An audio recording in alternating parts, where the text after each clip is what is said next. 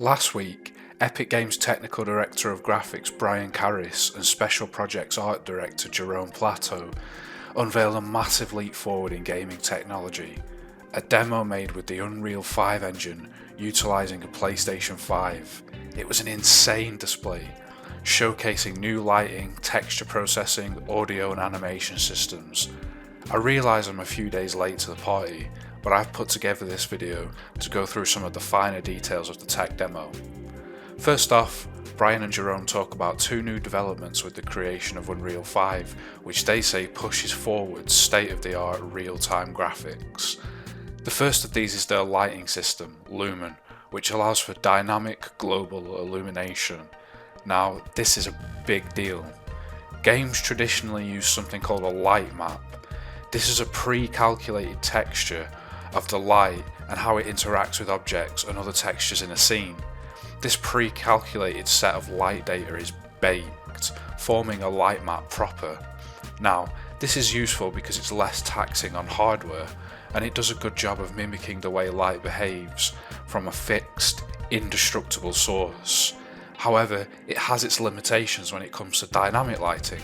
A funny example of this is Ghost Recon Wildlands, where shooting a light bulb will leave the light emitted intact, even though the light source has been destroyed.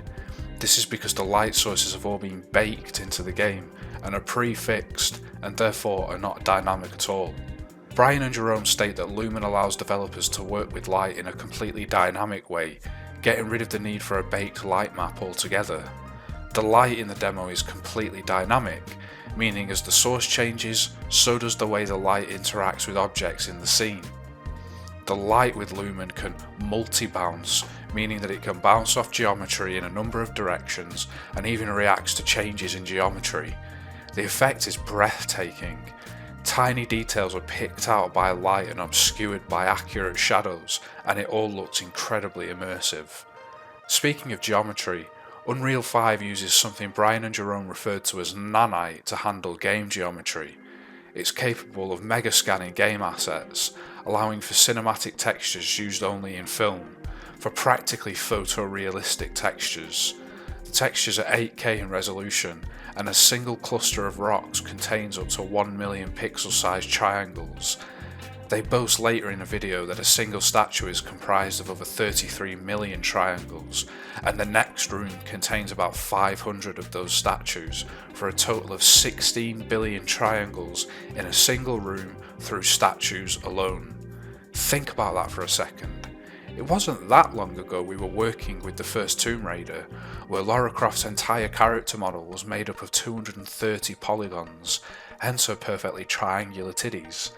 Now, a mere 24 years later, we're dealing with statues whose textures have exponentially more detail in their fingers than Lara Croft had in her entire body. This is all thanks to the NANITE system in Unreal 5.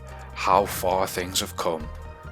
The new audio system uses something called a convolution reverb system, meaning that real samples of audio in caves and other places in the world can be used to provide audio and measurements that the system can use to recreate the sound accurately in-game. There's also the Niagara effect system, whereby particles communicate with one another, allowing groups and swarms to react to objects and even lighting exactly as they would in the real world. The fluid simulations are also super impressive, recreating the behaviour of water in a way that you would expect in real life. This is what they're capable of with this technology already. Imagine what it will be like within the next few years.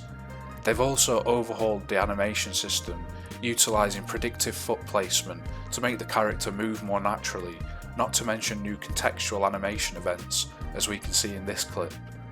Overall, the character's movement is fluid and natural, and at this point I can do nothing but imagine how such an accurately animated player character feels to control.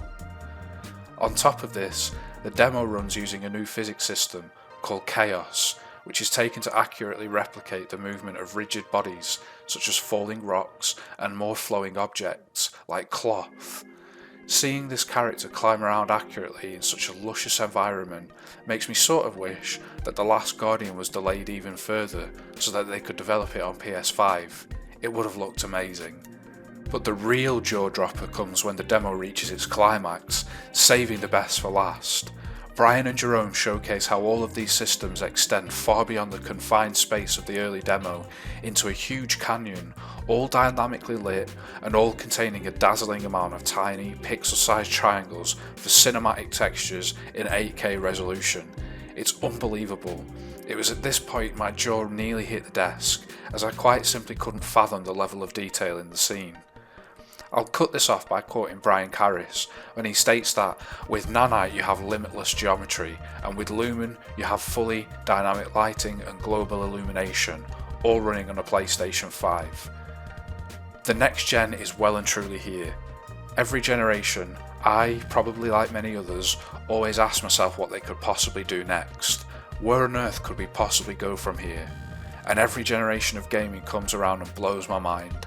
Limitations are overcome and expectations are often surpassed, and I, for one, cannot wait to be a part of this.